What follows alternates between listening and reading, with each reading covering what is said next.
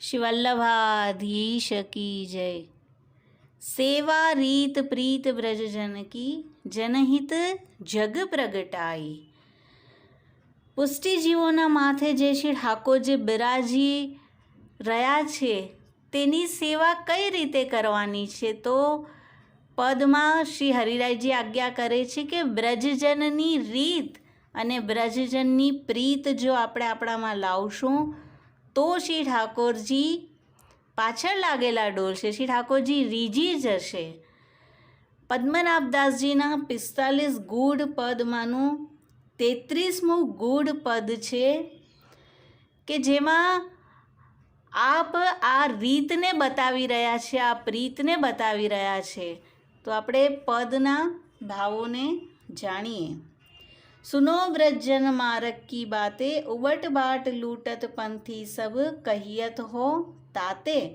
આ પદ જ્યારે આપણે ધ્યાનથી જોશું તો એવું લાગશે કે માનો આપણા સેવ્ય સ્વરૂપ આપણી આંગળી પકડીને આપણને બતાવી રહ્યા હોય કે જો આ વ્રજજનની રીત હતી, આવું મારું નંદાલય છે, આવા શ્રી અમનાજી છે, આવા શ્રી ગિરિરાજ બાવા છે, ત્યાં અલગ અલગ આવા પક્ષીઓ છે, દરેકે દરેક વર્ણન માનું સ્વયં શ્રી ઠાકોરજી આપણને બતાવી રહ્યા હોય તેવું લાગી રહ્યું છે। પદ્મનાભદાસજી કહે છે કે શ્રી ગોપીજનના માર્ગની રીતને શ્રવણ કર, યજ્ઞ આદિ અન્ય માર્ગોએ વિચરનારા માર્ગમાં જ લૂંટાઈ જાય છે, ફલની પ્રાપ્તિ થતી નથી માટે કહું છું। હવે જ્યારે આ માર્ગ ઉપર આપણે ચાલવાની શરૂઆત કરશું તો શું આવશે? આ માર્ગમાં વિસામો લેવા પગલે પગલે પ્રેમપુરી છે, ત્યાં સ્નેહ દુહાઈ એટલે કે ઘોષણાની ધ્વનિ ગર્જના કરી રહી છે, પ્રેમનગરીના મહેલ પર અભય ધ્વજા ફરકી રહી છે, ભાવરૂપી વૃક્ષોની સઘન છાયા છાઈ રહી છે, ભાવ વૃક્ષ પર મધુરમયી ફલ ફૂલ શોભી રહ્યા છે, સુંદર લતા વૃક્ષોને લપટાઈ રહી છે। ત્યાં સામે દર્શન થઈ રહ્યા છે શ્રી અમનાજીના કિનારા પર લાલ પગવાળા સફેદ રાજહંસોની હારમાળા પુષ્પમાળાની જેમ શ્રી અમનાજીને શોભે છે, લલિત નિકુંજોમાં શ્યામા શ્યામ બિરાજી રહ્યા છે, સારસ, હંસ, ચકોર, મોર આવા અલગ અલગ પક્ષીઓ છે। સારસ રસપૂર્ણ પક્ષી છે, હંસ વિવેકી છે, ચકોર આસક્ત અને મોર નિષ્કામ પક્ષી છે।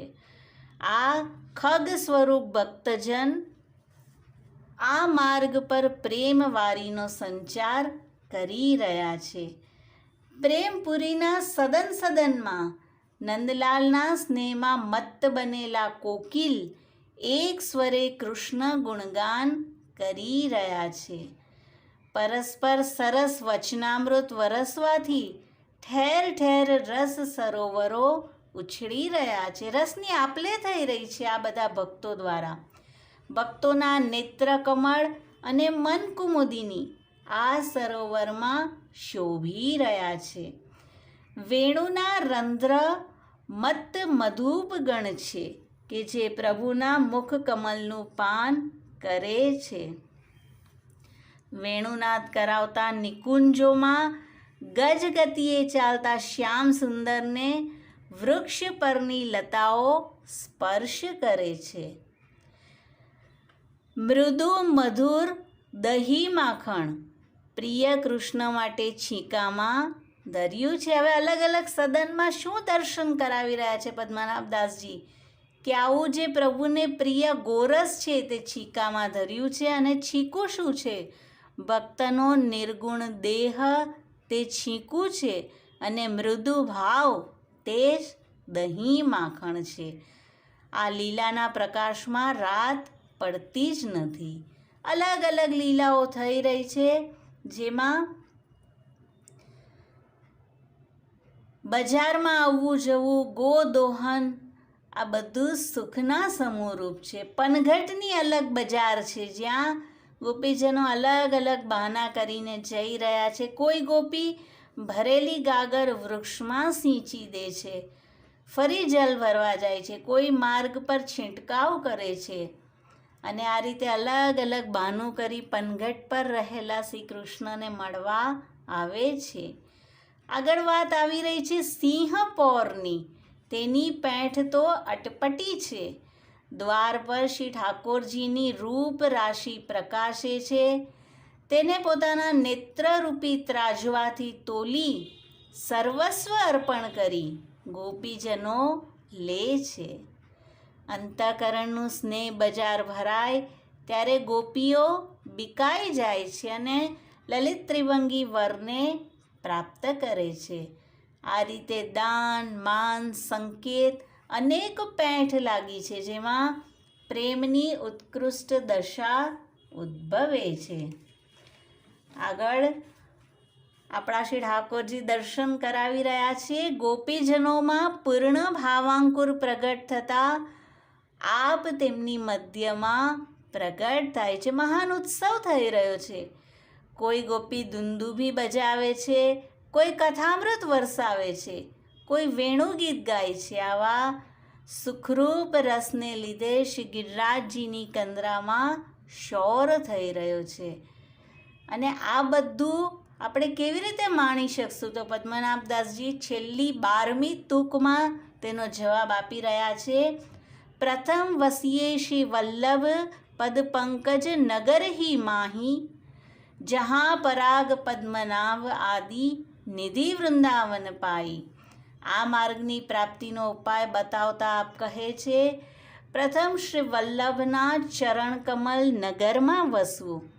પછી જે ભક્તો પદ્મનાભદાસજી વગેરે વૃંદાવનની આ નિધિને પ્રાપ્ત કરી છે તેના સંગમાં રહી અનન્ય આશ્રયપૂર્વક શ્રી વલ્લભ વચનામૃતોનું સેવન કરવાથી શ્રી વૃંદાવનની નિધિ પ્રાપ્ત થાય છે. તો શ્રી વલ્લભે મહદ કૃપા કરી આ જ વૃંદાવનની નિધિને આપણા માથે પધરાવી આપ્યું છે અને આ દરેકે દરેક ભાવાત્મક સ્વરૂપો શ્રી ઠાકોરજી સાથે આપણે ત્યાં બિરાજી જ રહ્યા છે. તો અશેષ ભક્ત સંપ્રાર્થ્ય ચરણાબ્જ રજોધન શ્રી વલ્લભની કૃપાથી જ્યારે શ્રી વલ્લભના ચરણ કમલ નગરમાં આપણે નિવાસ કરશું ત્યારે શ્રી વલ્લભ એવું અંજન આંજી દેશે કે આ બધા જ તત્વો આપણને પ્રગટ દર્શન આપશે. શ્રી વલ્લભાધીશ કી જય.